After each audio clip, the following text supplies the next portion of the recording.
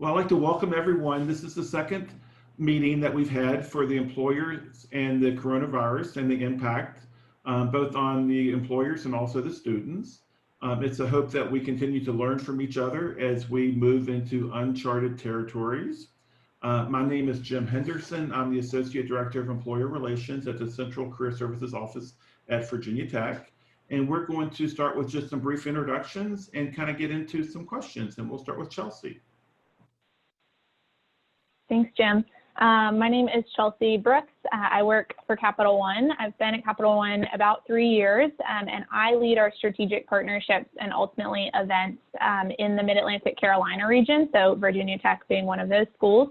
I work with 7 schools in the region and really work with everything like before a student applies, so thinking about our Career Center partnerships, our student organization partnerships, and our brand on campus. A lot of the work that we have done has been impacted by coronavirus, so super excited to be here and just learn from you all as well. Excellent. Ekam? Thanks, Jim, for having us here. So my name is Ekam. I work with Lutron Electronics. My background is very interesting. Actually, my background is in engineering. I've been at Lutron for 6 years, but I am doing and finishing up a rotation in our college recruiting team. So I led all of college recruiting, hiring all college full-time hires and as well as interns, so working with our co-op coordinator to make sure that we had a strong co-op program and internship program. So building relationships with career services, brand, awareness on campuses, and then bringing the students through interviewing process and hopefully closing the deal at the end. So that's my my role and has been my role the past 2 years. Excellent. Candace, it's good to see you. I decided to use my personal computer, so yeah, because I have a camera on there. So hi everyone, I'm Candace. I've been with Hollis not too long. I just started in December 2019. I started as an HR assistant and I got promoted into the recruiting field. So it's a little bit new for me, still learning things here and there. Learning from Erin, she's my partner, and she's been in the role for longer. I think about 8 years in that role. So she's there to teach me things to do with the college recruiting and all that fun stuff. Excellent. Welcome. And Thank Kate, you. Kate. Hi everyone, my name is Kate Mataloni. I am the campus recruiter at Bimbo Bakeries USA. If you're not familiar with who we are the largest baking company in the US. We have top brands like Thomas and Entenmann, Sara Lee, Arnold and Brownberry Bread. So those are all the breads that we're producing. So we are, we were deemed at the beginning of all of this an essential, part of the infrastructure of the United States. So it's been very interesting to be a company that's putting food on the shelves, for all the families across the United States and globally as well. So we're in 33 countries.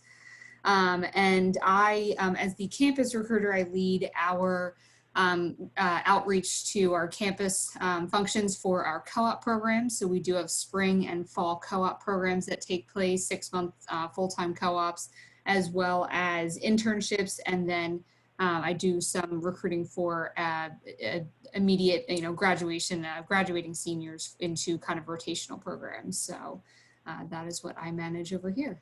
Excellent. Well, welcome. And Lisa Booth, who you might see on the screen, is not currently on the call. She works with me in the employer relations area within the Career and Professional Development Office, and she may join us in just a little bit later. So the first question to Chelsea, how did the coronavirus affect your full-time hiring and also your summer internship program? Great question. So we didn't see a ton of direct implications to anything like volume for our full-time and internship program. So by the time everything hit and strategies needed to be shifted, we had filled most, if not all, of our full-time and intern roles. We operate, as I'm sure everyone does, on an academic calendar, and that most of our roles we fill in the fall, and then we just have a handful of roles left in the spring. And so definitely we're fortunate that there weren't major implications there. I will say from a delivery method standpoint, our internship, we made the decision probably in March or maybe early April that would be entirely virtual. So we virtually onboarded and have been delivering on a virtual internship experience for about 1,000 interns this summer.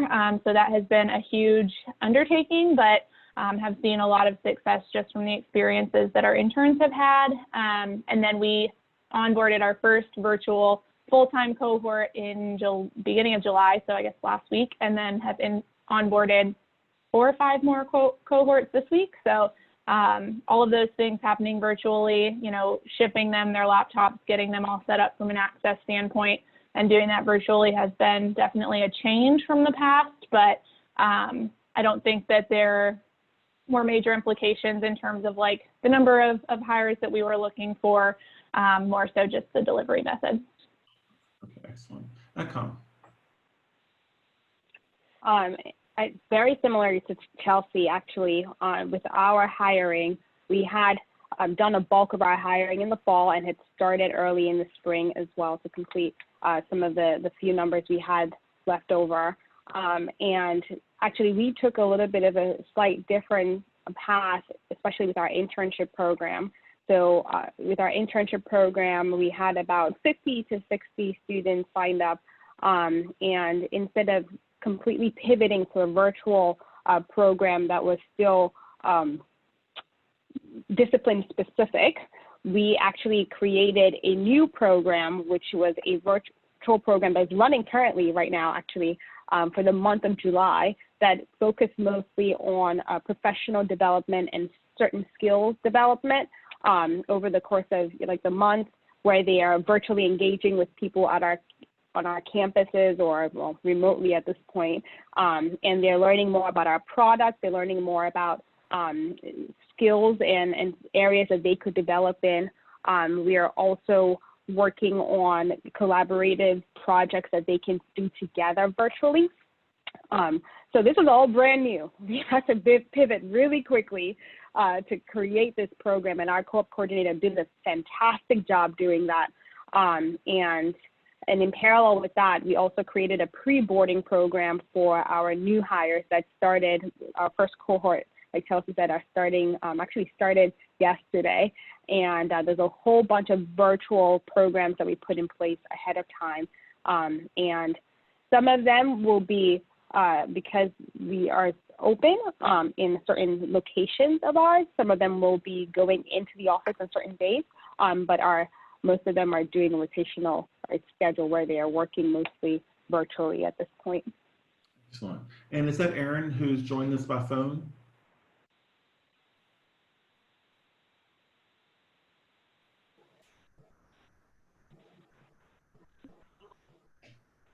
Yes, this is Erin. Hi, Erin. Do you want to just briefly introduce yourself? Sure. I am the HR recruiting partner for Talos Defense and Security. We are located in Germantown, Maryland. Excellent. All right. And Kate. Sure. So we were pretty heavily impacted by everything. So we had a total of about 25 co-ops that I had recruited for during the spring semester that were pretty much all canceled except for 5. We had 5 that had deemed that they were going to be able to have these co-ops virtually. So a lot of our co-ops are, because we are a manufacturing company, so a lot of the co-ops are actually in our manufacturing facilities. They're traveling, they're doing a lot of the industrial engineering side of things. So we did unfortunately have to cancel the majority of them because we do offer housing and travel and everything, and all of that was being banned, through our company in terms of essential travel. So we were pretty heavily impacted. So the majority of my March and April was spent, calling and resending offers, and not a lot of fun. But recently, just we're able to focus on the 5 that we do have coming on. What are we going to be doing for them?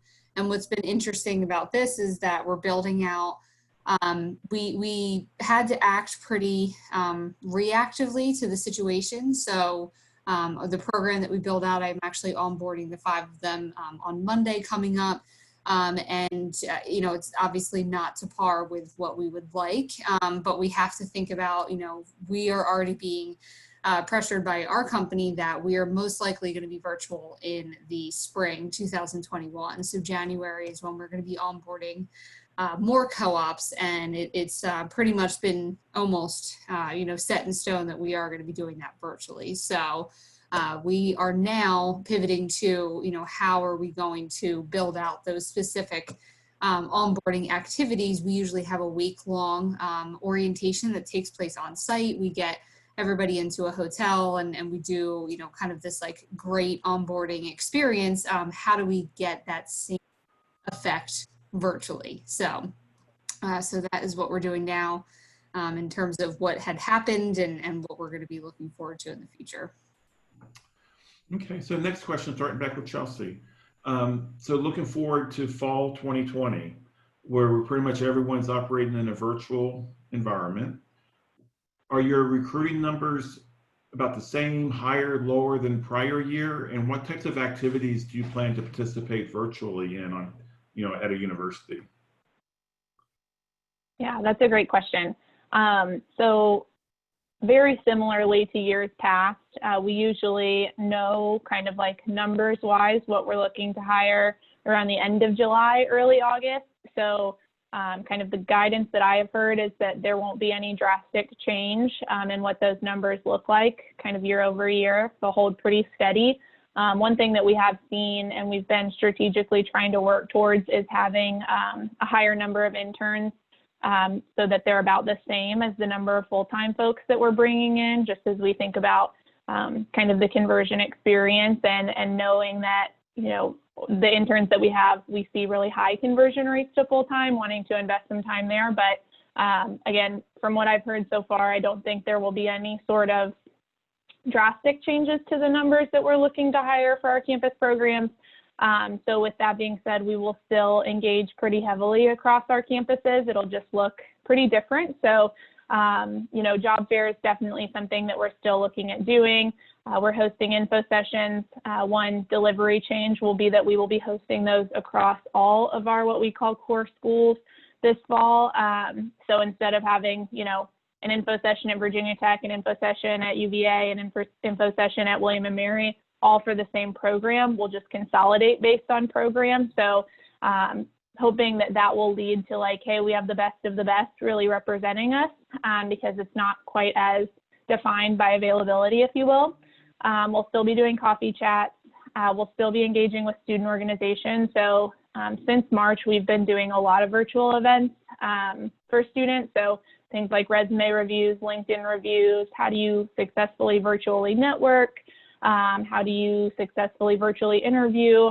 Really with that focus on like what are skills that those students maybe don't have because they just haven't needed to build them up, that now we're seeing them ask more and more often because of the shift to virtual.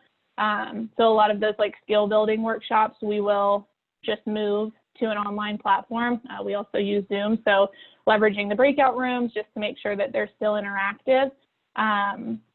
I would say I've seen a varied experience and we've learned a lot around like the number of students that like make sense on a virtual event. So I've run events where there are 200 students and so it feels a little more formal. So we're thinking through like how do we make sure that that number is not so large so that students still feel like it's a personalized experience and that there is some sort of interactive component. So every workshop that we deliver, there's some sort of like engagement piece, whether that be through Q&A or polls, or like when we go into those breakout rooms, taking a group size of 50 and breaking it down into say 10 rooms of 5, just making sure that students still feel like they're being invested in. So I think we will still participate in the events that the universities are hosting, but just trying to figure out how do we supplement those things with some of those like workshop experiences that we previously did on campus. So since you've done a number of virtual events for students, are you finding that students are easily adaptable to a new virtual recruiting environment? Yeah, that's a great question. I feel like yes, because that has been like, I don't want to use the word normal because this is not normal, the world we're living in, but they've adjusted to like, hey, we're used to our classes being online now. And engaging with employers online now. I think there at the beginning was definitely a little bit of like a technology curve, but I don't think we're seeing that so much anymore. I think what we've seen now more than probably in the past is like Zoom fatigue. Students are feeling hard, like they don't necessarily want to spend another hour on a meeting where they're just looking at their computer screen.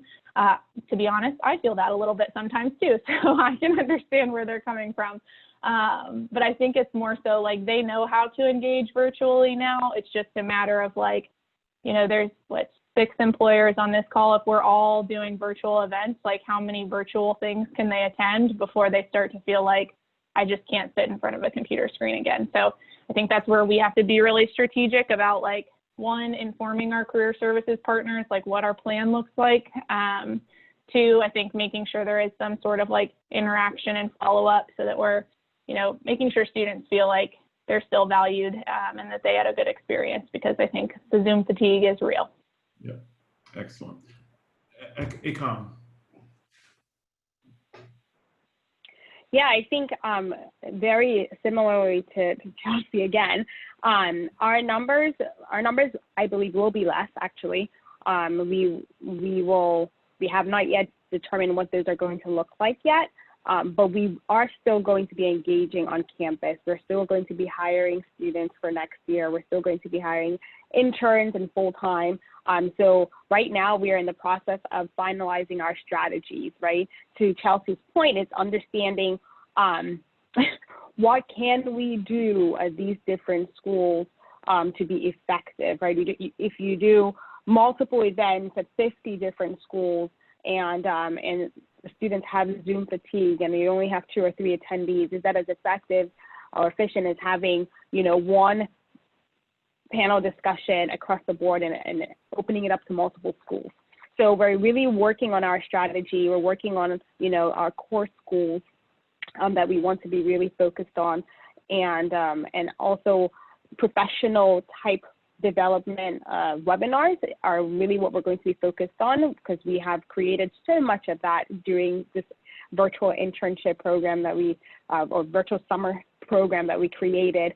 And so providing students with opportunities to build themselves, build skills, build their resumes, how to network with employers online, whether it's using LinkedIn or Handshake. We'll most likely be having some sort of development seminars like that, and maybe information sessions to go in alignment with that. For virtual career fairs, I think it's very interesting, right? I'm not sure how many people have attended virtual career fairs in the past. I'm not a skilled person in that area, but experiencing it now and walking through some of the example ones that some folks have been putting on, I would not say that it's my preference, right? In person is always better, I will say. But I have been very shocked and fascinated, to be honest, with what some of the platforms have come out with. Opportunities for you to have one-on-one conversations with students and still feel like you're getting to know them. And I think that if we are able to leverage some of those good platforms, if schools are able to leverage some of those good platforms to still give employers an opportunity to engage with students more than just a chat, I think that that would be very beneficial. So we're looking at our strategy. We're looking at, what schools are doing and trying to figure out, which schools do we go to virtual career fairs versus which schools do we have information sessions at as we're getting towards the fall. But we are hiring. We will be engaging with career services, and we're looking forward to having great students. Excellent. So Candace and Aaron, I'll start with Candace. And then Aaron, is certainly if you have anything that you want to add to it. Candace? You're on mute. So yeah, we did have one, I think about a month ago. We did our first virtual career fair for this year. So it's been a couple of changes with the new interns that were supposed to come in towards the latter part in around May. Unfortunately, we had to rescind a couple of offers, but we still had new interns come in this year for their great experiences. Most employees are working remotely now. We just wanted to make sure we have people on site constantly mentor them through this whole process. Because most of the programs are a little harder to do when doing remote, especially for the interns. So it wasn't an easy thing to do, but yes, we do have an intern that's in that. And we also had a college fair, I think last month it was, which was a great experience. As she said, Econ said earlier, of course, in person is always the best, but having to leverage the tools to make it more personable to each individual is what it's a thing we're still learning to figure out. Excellent. And Erin, if you have anything that you'd like to add. Sure. I don't know if it was just me or not, had a little trouble hearing Candace, but everything she said is correct. So we usually attend a couple different fairs a year, and that's all in person. And we have information sessions that we go to, on-site interviews on the school campus and at TDSI in Clarksburg, Maryland. All that, of course, is changing for everybody. We had one internship that we had to rescind because that location, nobody is working in the office. And then we did make another offer for an internship, which we were able to honor because in our Clarksburg location, we do have some of our hardware engineers working on site. So for an internship, in order for them to benefit from that, we need them to kind of work with other engineers on site. So we were able to honor that one and then just closed all the other internship positions before we even did interviews or made offers. But yeah, again, we did do one for University of Maryland, kind of practice is what they called it. Found a couple good students from there. We're looking forward to doing the one and already signed up for Virginia Tech. And as the other recruiters have said, we have found it nice, and the students are adjusting very well to it. So it's working out pretty well. Excellent. Okay, and Kate. So we just sent out the project request email that gets in touch with our leadership to ask, what they're going to be requesting for the fall spring 2021 at this point. So we have not heard back yet, in regards to what they're going to be requesting, but just based on prior knowledge and going off of our spring semesters are typically lighter than our fall semesters. For some reason, students look for, fall co-ops over spring, might back up to their graduation or, something of that sort. So we usually do see a lighter, quote unquote class, as we call them, coming through for spring. And then on top of that, again, what is really going to be defined by our leadership is our travel. So that is what needs to be defined first, because again, I would say 90 or 85% of our co-ops actually are traveling, or we are relocating them, and putting them in housing and everything like that. So we only have 5 or 6 co-ops that are local to our corporate offices that we do get local candidates for at a university near our corporate offices. So that would be, I think, the defining moment there is really, having our leadership take a look at what our travel restrictions are going to become, or I should say try to predict what our travel restrictions are going to be come the January 2021. I know it's hard to kind of think about, that far out, but that's really going to define how many co-ops we're going to be able to bring on. It hasn't slowed what we are doing in terms of an outreach side of things. So we attend typically anywhere between 14 and 16 universities per semester on site. Those are all on site. So either it's myself traveling to them, or I get local support to go for me, depending on scheduling. So we do plan to do 14 to 16 virtual career fairs, which should be interesting. I have not myself attended a virtual career fair, so I really don't know what to expect moving forward here, but we do plan to continue all of our partnerships that we have, because we've been so successful in the past, working together with all of our partners. So we don't, plan on any type of, backing out of those unless we get word from leadership that we're, not moving forward with the program for the spring as well. Then we would have to readjust. But as of right now, I am doing all of the registrations for all the virtual career fairs in the meantime. So. All right. And that brings me to my last question. What can we do? What services, what support can we provide to you, especially in this new and changing world? How can we best support your efforts on campus in connecting with our students? Chelsea.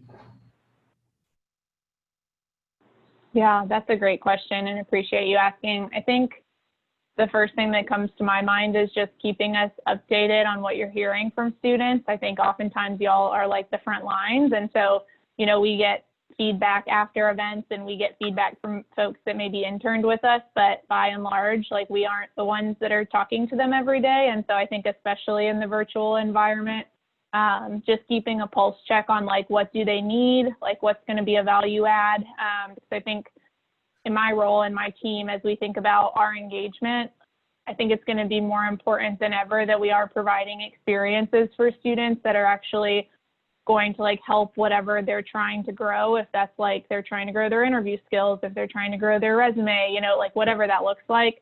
I think it'll be interesting because that like takeaway and that value add, I think is more important than ever, just because again, they're being kind of like, hey, here are all the opportunities. How do they decide what's going to be the highest impact? And so I think just keeping us in the loop on like one, what you're hearing would be helpful. And then two, if there are any like opportunities where you all need support from employers, just making sure that we're continuing to flag those to us, just because again, I think one benefit of virtual is like, we're not asking folks to travel. We're not asking them to take 4 days to go to campus. So I think we'll have a little bit more flexibility with like, everyone always wants to help support campus recruiting. It's just a matter of their time. And now that's probably not as big of a factor as it's been in the past. So just keeping us posted with any opportunities that you all need support with would be awesome.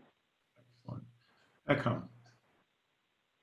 Yeah, I'm just going to harp on the last point that Chelsea had. It was just keeping us included in whatever events you're doing. I think this is a great platform, right? So you reached out to companies and we were able to participate in this. If there are any other events that come up where students are involved, feel free to reach out to companies and have us, whether it's a panel discussion or something where we get to interact with the students and answer some of their questions. I think that would be very helpful for us to get in front of the students. Another thing that I am looking to get some feedback on is just, with the career fair and the virtual career fairs, we can sign up for the career fairs and sign up for participating, but even a breakdown of what that's going to look like would be very helpful for companies to understand. I've talked to some schools that understand a little bit more about what the platform is going to look like, what is it going to look like from the student's perspective, and then from the company's perspective, even if it's just one webinar where you go over that, I think it'll be very helpful. And maybe you've done this already, but I think that it's something that would get us prepared for the virtual world. And then the last thing is to everyone's point, everyone's going to be doing information sessions. A lot of companies are going to be having virtual events. And sometimes I think it's easy for students to bypass the companies that they may not have heard about in the past, right? Lutron, for instance, we are worldwide leader in lighting control. And if you look around your house, you most likely would have a Lutron dimmer in your home. If you think about the movies where you walk in, you say, Alexa, turn on entertain, and then the lights turn on and the music turns on. That's what we do. But a lot of students may never have heard about us because we're not, out there like the Googles. I think it's very important that that the career services continues to foster the relationships with companies that may not be the brand companies, but also encourage students to apply and to participate in information sessions of companies they may never have heard of before, and not be afraid to try something that's different. Those are my 3 cents right there. No, that's really great feedback. I appreciate that. Candace, you're on mute. To add to her point, I totally agree. Like Dallas Defense and Security, certain people might not know about it. So getting people to things we can do to attract more candidates to wanting to learn more about who we are, what we do, what we're all about is totally great.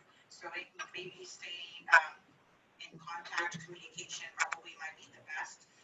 Just to let us know like what works, what doesn't work, and probably go from there. I think Erin can probably add more to it. Okay, and Erin. Hey, so one thing that I always find super helpful is having the resumes of the students that attend these events. So then that way, we're able to reach out to these students, even if they don't attend our booth. That's really helpful. We've actually found one person that way that we're very interested in hiring and is very interested in us as well. And then also having somebody that maybe reaches out to the recruiters from Virginia Tech and just says, hey, is there anything I can do for you? Because there's a lot of different ideas that Candace and I have. There's a lot of different groups that we're looking into, like sororities, fraternities. We're trying to look into making sure we're seen by a lot of diversity groups at universities, and it's really getting that contact information that we're really looking for. So, when you're at the fair, you're visible, these people can see you, but you don't have that anymore. Now you have to get contact information from somebody at the school. So really having that partnership with the school will be helpful to, get in contact with who we need to get in contact with and make it really worthwhile for the employers. Okay, excellent. And Kate. I like going last because I can say piggyback on everyone had made really good points, and I would say it all comes down to we're leaning on each other at this point. We're educating the universities on what's going on in our specific industries, and then the universities are educating us on what's going on campus. So that is the biggest thing, is just keeping those open lines of communication about like Chelsea had mentioned, what you're hearing on campus, what you're hearing from the students, because you have that frontline, communication with them, just about their needs and what it is that they would like to see from employers. So that open line of communication, just educating us on, what the students are really saying. And then as well, when it comes to the virtual career fair, I agree, like I went right into my spiel when I introduced my company, because not a lot of people know that Bimbo Bakery's name, but as soon as I mentioned that we have Thomas and Entman's and so on and so forth, everyone lights up and goes, oh, I know that I have 10 of those brands or whatever it may be, and they don't realize we're the largest baking company in the US and in the globe as well. So how do we kind of make that stand out, when at a virtual event? If we've ever been to a career fair alongside of any of you, you probably know we're the group that gives away the little bites. So we are, we're the group that gives away the food when we're at a career fair. So that's our biggest attraction to us, honestly. But as soon as people see that brand, they identify with us. So that I think would just be the biggest thing, is, how do we, get in touch with the students beforehand to say, hey, we're going to be part of the virtual career fair moving forward. This is a little bit about who we actually are as a company. So educating us on how to best, make that pitch, for all the companies that are here to say, come to my virtual booth and meet us. How do we do that? So those I think are the biggest points for us, certainly. Okay, and just as all of you are kind of reimagining what campus recruiting looks like, so are we. So I think it's just an opportunity that we need to stay in touch with each other, learn from each other. I love these kind of discussions. If at any point you want to set up an individual meeting with us to talk about your individual company and opportunities to get involved, we're trying to figure out, again, I think you brought up some really great points. I think the name brand companies are always going to be attractive. It's harder if you don't have that brand on campus in a virtual environment to get that traction. So we are really looking to see what is it that we can do. So, you know, I can envision 100, you know, handshake events posted for all virtual, and then how the students go through that to figure out really what it is that they want to do, and how do we help you market and brand to the areas on campus. So again, we're really working hard to figure out how best to service each of you. I really appreciate you taking this time today. I hope this is only the beginning of this conversation, because really anything that we decide in the next couple of weeks will be changing a couple of weeks after that. So we're going to figure this out together, but this is a really great conversation, and this will be shared among university staff, and we'll continue to learn. So thank you very much. Thank you for having us.